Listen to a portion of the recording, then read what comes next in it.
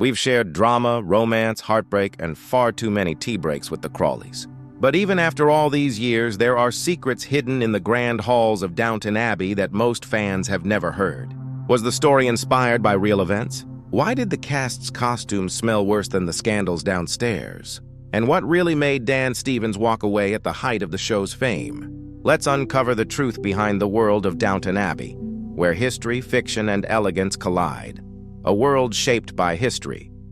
The Crawleys may be fictional, but the world around them was very real.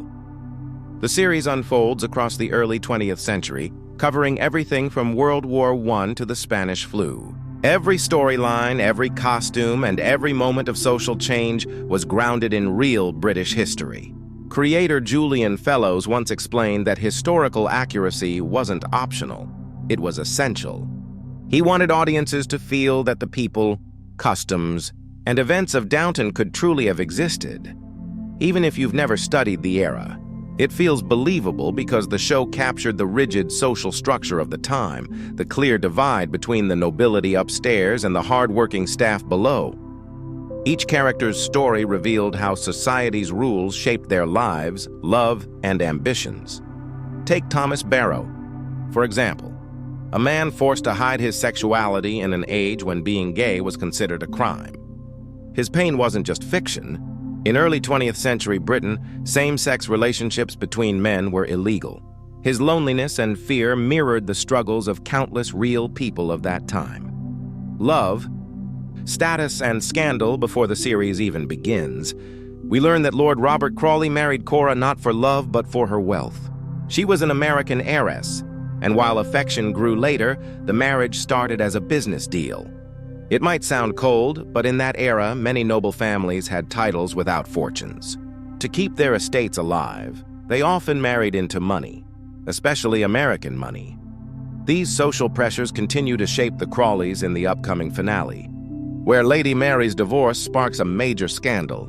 In the early 1900s, divorce carried a deep social stigma that could destroy reputations. Once again, the Crawleys must adapt to a world that refuses to stand still. The world is changing, as Lord Grantham said. The way we live, speak, and love is no longer what it once was. The real Downton Abbey now. Let's step into the real-life Downton Abbey, Highclere Castle. This breathtaking estate has been home to the Earls of Carnarvon for centuries and serves as the primary filming location for the series. Today, it belongs to George and Fiona Herbert, the 8th Earl and Countess of Carnarvon. Highclere has hosted its share of Hollywood history, from The Secret Garden to Eyes Wide Shut. Its sheer grandeur makes it the perfect setting for aristocratic drama. But what many don't know is that the castle has its own ghost story. According to family legend, the spirit of a former housekeeper still roams the halls, her presence revealed by the faint jingle of keys echoing through the corridors. During filming, the cast practically lived there, working 13-hour days.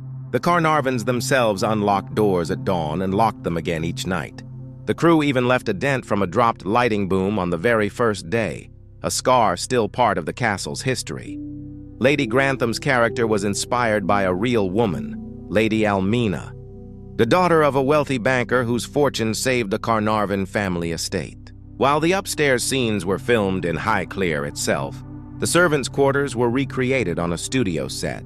Since the castle's real kitchens were too small and too fragile for filming, when tragedy struck on-screen and off-view TV moments shocked fans like the deaths of Sybil and Matthew Crawley. Sybil's heartbreaking end after childbirth left viewers devastated, but for actress Jessica Brown Findlay, it was a bold career move. Her contract had ended, and her agent encouraged her to pursue new opportunities, making her one of the first main cast members to leave. Not long after, another tragedy struck. Matthew Crawley, played by Dan Stevens, met an equally shocking end. Fans demanded answers and apologies. But Stevens explained his choice simply. "I wanted to challenge myself and try new things." His contract was up after 3 seasons. And though his exit broke hearts, it proved that even beloved characters aren't immune to change. Despite the losses, the show didn't lose its magic. The Season 4 premiere drew a record-breaking 10.2 million viewers, proving that Downton Abbey's hold on audiences was unshakable. Casting secrets. You never knew casting the Crawleys wasn't easy, but sometimes fate intervened. The creators got nearly all their first choices: Maggie Smith, Hugh Bonneville, Michelle Dockery, and Dan Stevens were among the earliest confirmed names, but one role almost slipped away: valet John Bates.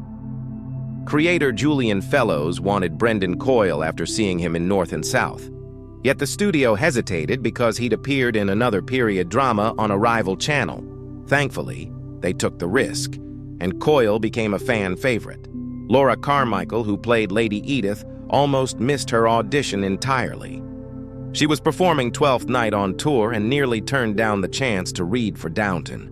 In her words, "I thought, how likely is it I'll get this job having never done TV before?" She did, and the rest is history. And here's a what-if that could have changed everything. Gillian Anderson, known from The X-Files and The Crown, was originally offered the role of Cora Crawley. Imagine that alternate Downton! Secrets in the costumes. One of the show's greatest triumphs was its wardrobe. Costume designer Anna Robbins filled the screen with stunning dresses, vintage fabrics, and historical detail. Many of the gowns included authentic period scraps from the early 1900s, giving them genuine character. But behind all that glamour was a very unglamorous truth. The costumes were rarely washed. According to actress Sophie McShera, who played Daisy, the crew followed a strict no-wash policy to preserve authenticity. Sweat pads were sewn into the armpits of every costume, cleaned separately to avoid damaging the fabric. The result? The cast smelled like history, quite literally, and then there were the corsets. Tight, suffocating, and beautifully period accurate. Actresses couldn't even eat in them, and getting dressed was a daily ordeal. Michelle Dockery, who played Lady Mary, said her favorite outfit was her riding costume, though it took forever to put on thanks to the knee-high lace-up boots. The legacy that endures Downton. Abbey isn't just a TV series, it's a love letter to a vanished world. It captures a time when class, tradition, and duty shaped every part of life. But beneath all the elegance and restraint, it tells a story that's deeply human, about change, resilience, and finding one's place in a world moving too fast. So whether you fell in love with the romances upstairs or the friendships downstairs, one thing is certain: the magic of Downton Abbey will never fade. And as the curtain closes on the Crawley's story, we're left with one timeless truth.